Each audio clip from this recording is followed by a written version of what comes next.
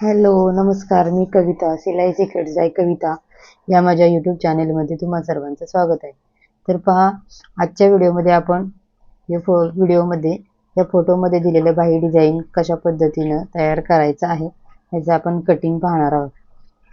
तर मग पहा, इथे मी 4.5 इंचावरती मार्किंग करून घेतलेलं आहे.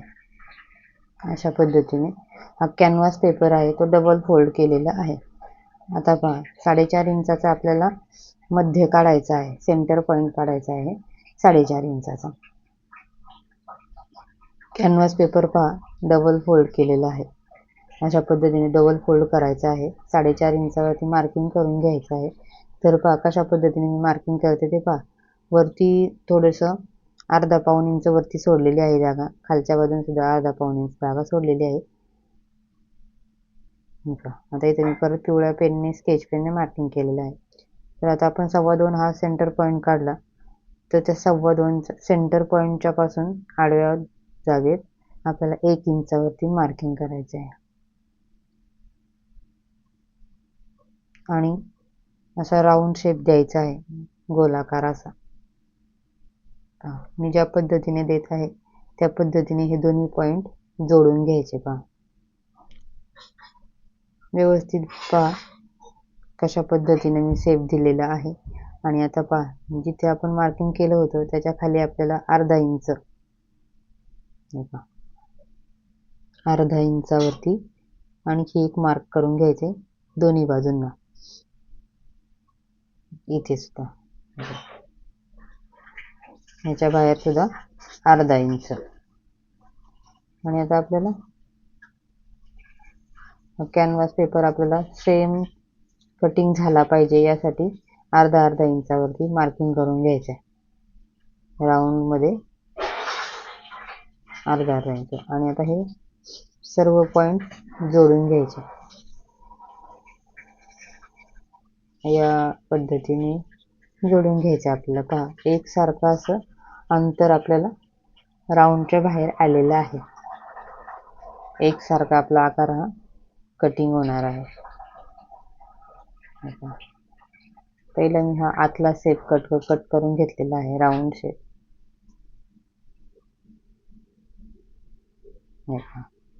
आणि आता हा बाहेरचा शेप एकदम एकसारखा असा हळूहळू कट करायचा आहे. एकसारखा असं कटिंग करून घ्यायचं आहे. अंतर एकदम सेम आलं पाहिजे, म्हणजे आपलं काम एकदम फिनिशिंग सकट झालं पाहिजे. आता पहा, उघडल्यानंतर त्याचा आकार साधारणतः असा दिसतो. ओके, तर अशा पद्धतीने आपल्याला हे दोन आकार मी काढून घेणार आहे कॅनव्हासचे. जो कट केला आहे त्याच पद्धतीने दुसरा सुद्धा मी कट करून घेतलेला आहे. तर आता पहा, हा जो अस्तरचा कापड आहे ते आपल्याला हा आकार अस्तरच्या कपड्याने कव्हर करायचा आहे. आता हे आपल्याला इस्त्रीने मी चिपकवून घेणार आहे. तर कॅनव्हास पेपरला पहा, एक शायनिंग वाली बाजू असते आणि एक प्लेन अशी असते. तर शायनिंग वाली बाजू आपल्याला अस्तरच्या बाजूकडे करायची आहे. हे पहा, आणि आता याचा सुद्धा सेंटर काढून घेतलेला आहे. अस्तर कपड्याला सुद्धा तुम्हाला उभी रेष दिसत असेल पहा सेंटरची. अशा प्रकारे दोन्ही एक जे कॅनव्हासचे आकार आपण कट केलेले आहे कळी कृती, त्याला दोन्हींना पण मी मार्किंग करून घेतले सेंटरचा.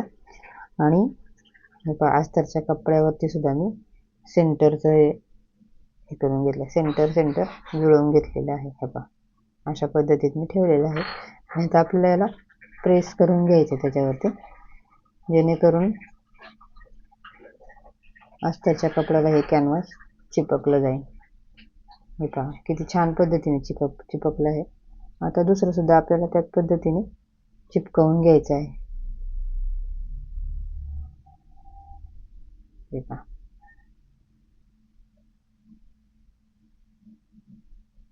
छान असं प्रेस करून घ्यायचे. हे पहा, छान असं आता आपले हे आकार चिपकवून झालेले आहेत. आता आपल्याला साईडचं कापड जे आहे ते कट करून घ्यायचं आहे. छान असं चिपकवून तयार आहे. आता कट करायचे. पहा, साईडने आपल्याला पाव पाव इंच अस्तरचा कापड सोडायचा आहे दुमडण्यासाठी, आणि त्या पद्धतीने कट करून घ्यायचे का. खूप फिनिशिंग सगळं आपलं डिझाईन हे तयार होणार आहे, बाही डिझाईन. आणि कॅनव्हास पेपर लावूनच छान असं बाहीचं डिझाईन तयार करायचं आहे. कॅनव्हास पेपर टाकल्यावर खूप छान असं फिनिशिंग येते ब्लाऊजला, बाही डिझाईन सुंदर असं. अशा पद्धतीने पहा किती सुंदर असं चिपकवलं पण आहे, आणि छान असं एकसारखा आकार तयार झालेला आहे आपला.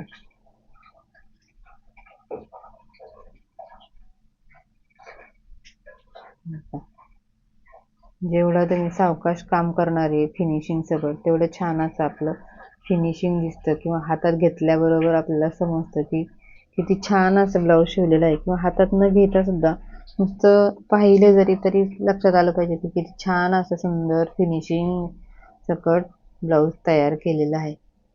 ब्लाऊजची फिनिशिंग जेवढं फिटिंग महत्त्वाचं असतं, तेवढंच ब्लाऊजचं फिनिशिंग सुद्धा खूप महत्त्वाचं असतं. त्याने आपल्या ब्लाऊजला खूप छान सुंदर असा सोबर लुक येतो. आता हे आपल्याला साईडने फोल्ड करून घ्यायचे का. आणि इथे आता छोटे छोटे मी कट्स लावणार आहे छोट्या कैचीने, जेणेकरून आपल्याला फिनिशिंग छान येईल दुमडताना.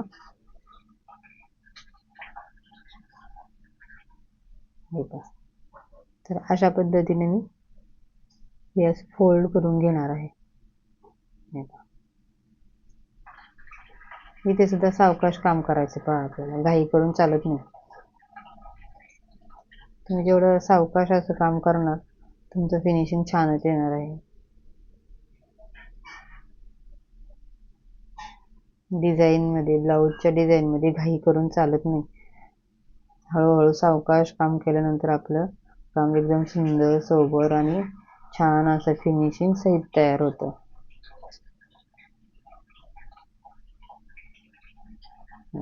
जिथे छोटे छोटे कट्स लावले होते ना, तिथे असं स्क्रूड्रायव्हरच्या साह्याने छान असं फिनिशिंग देत आहे पहा. कट टू कट असं आपल्याला कॅनव्हासला कट टू कट असं आपल्याला जोडता येते किंवा फोल्ड करता येते पहा.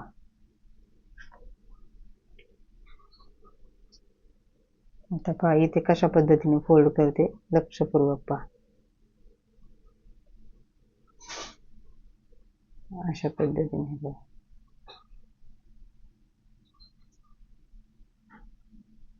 असं जोडून घ्यायचे छान असं. इथे सुद्धा कात्रीच्या साह्याने मी फोल्ड करत आहे. तर खूप असं छान फोल्ड करता येतं टोकदार वस्तूने, किंवा स्क्रूड्रायव्हर छोटा असेल ना त्याच्या साह्याने. बोटांपेक्षा आपण अशा टोकदार वस्तूने जर फिनिशिंग म्हणजे असं फोल्ड केलं तर छान असं फोल्ड करता येते पहा. आता इथे पहा, इथे परत आपल्याला टोकाच्या तिथे व्यवस्थित असा फोल्ड करून घ्यायचा आहे.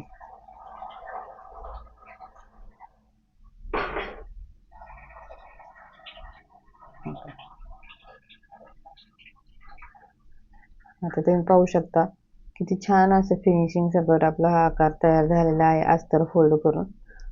तर आता या ठिकाणी तुम्हाला मी एकाच बाहीचं करून दाखवणार आहे. तर इथे पहा, बाही मी अस्तर आणि बाही जोडून घेतलेली आहे.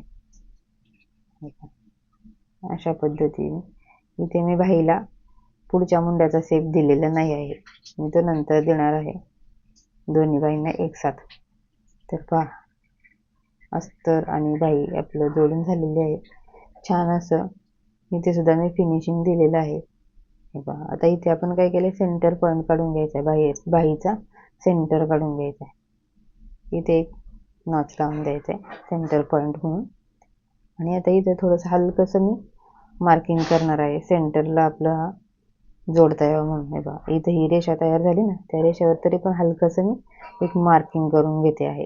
हे पहा, इथपर्यंत दिसतोय का तुम्हाला ह्या चॉकचा मार्किंग. आता पहा, हा जो भाग आपला आहे कळीपुरती, त्याला सुद्धा मी सेंटरचं एक रेषा मारून घेणार आहे. दिसते का पहा, छान असं. आता पहा कशा पद्धतीने मी ठेवलेली आहे. सेंटरवर सेंटर बरोबर जी रेषा ओढलेली आहे तिथे बरोबर असं छान ठेवून घ्यायचं आहे.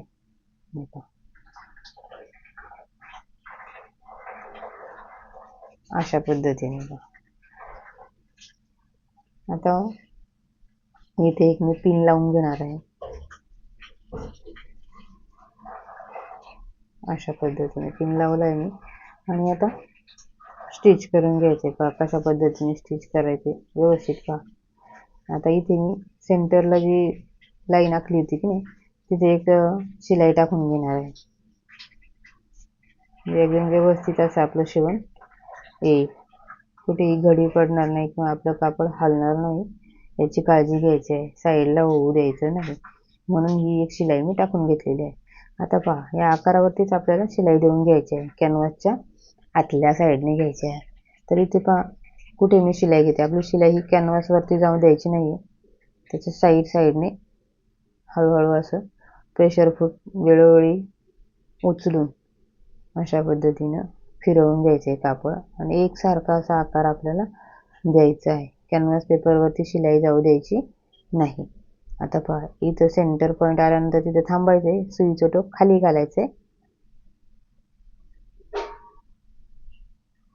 हे पहा हा असं. आणि आता परत एकदा आपल्याला फिरवून घ्यायचे आणि त्याच पद्धतीने आपल्याला शिलाई टाकून घ्यायची आहे. राऊंड शेपमध्ये म्हणजे त्या आकारानुसार शिलाई टाकून घ्यायची आहे. राऊंड जिथे जिथे आहे तिथे आपल्याला वेळोवेळी प्रेशर फूट उचलावा लागतो. कारण त्याशिवाय तो हा आकार जो आहे तो व्यवस्थित येत नाही.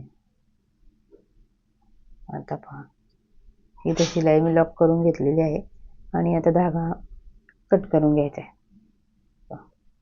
आता पहा आता काय करायचंय. आता हा जो आतला कापड आहे एस्ट आकाराच्या आतील तो आपल्याला कट करून घ्यायचा आहे. पहा आता बरोबर सेंटर पॉइंट वरती असं आपल्याला हा कापड पकडायचा आहे. आणि आतल्या बाजूने पहा किती अंतर सोडून आपल्याला कट करायचे ते पहा. थोडंसं अंतर सोडून द्यायचं. हे पहा इथे मी पेनाने मार्किंग करून दाखवतो तुम्हाला.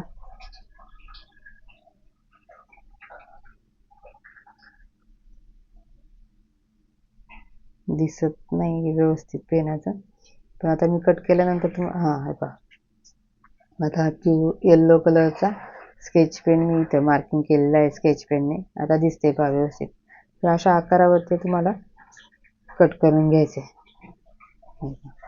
इथे सुद्धा घाई करायची नाही. सावकाश पद्धतीने आपल्याला आहे तसा आकार कट करायचा आहे सारखं शिलाई मार्जिन सोडून. तर तुम्ही पाहू शकता किती छान असं मी शेप हा कट केलेला आहे एकसारखं शिलाई मार्जिन सोडून. किती सुंदर असा शेप दिसतोय.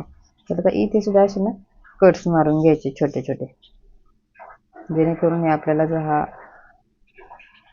भाग आहे ना कळीकृती आकार कॅनव्हासचा वगैरे आपण ही पट्टी लावून तयार केलेला तर तो आपल्या आतल्या साईडला आपल्याला फोल्ड करायचा आहे. तर तो व्यवस्थित असा फिनिशिंगचा एक फोल्ड होणार आहे. झाला पाहिजे व्यवस्थित असं म्हणून हे छोटे छोटे कट्स लावून घ्यायचे.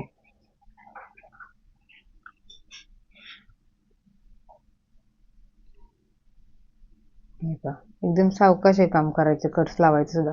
आपली शिलाई कट नाही झाली पाहिजे. जी आपण शिलाई दिलेली आहे ना ती.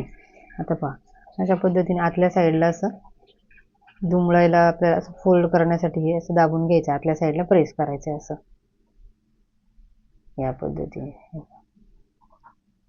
इकडचं सुद्धा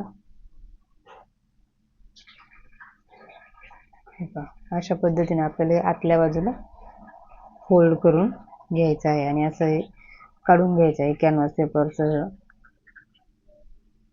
इथे हे पहा असं पलटी झालेलं आहे. आता पहा व्यवस्थित असं ते छान असं पलटी करून घ्यायचे. हे पहा आता मी इथे ठेवून घेतलेलं आहे असं फोल्ड आतल्या बाजूला फोल्ड करून. आता इथे मी प्रेस फिरवणार आहे. इस्त्री मारून घ्यायची.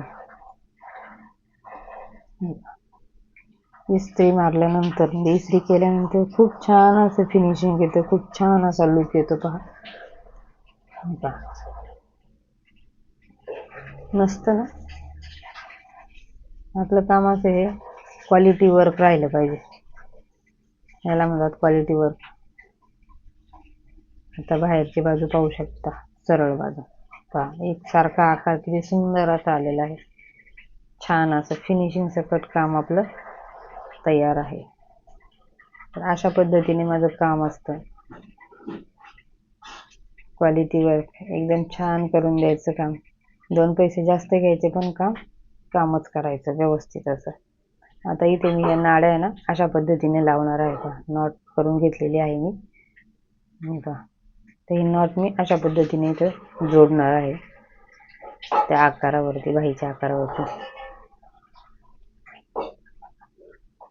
हे पहा अशा पद्धतीने मी याला हातावरच टाचून घेतलेलं आहे सुईने, एक एक टाका घालून असा आकार तयार केलेला आहे. आणि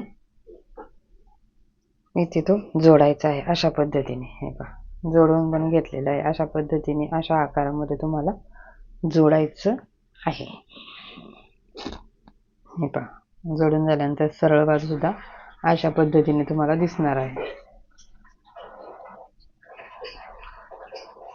तर हे डिझाईन केलेलं मी तुम्हाला आवडलं की नाही मला कमेंट करून सांगा, किंवा कटिंग वगैरे तुम्हाला व्यवस्थित समजलं की नाही हे सुद्धा मला कमेंट बॉक्समध्ये सांगा.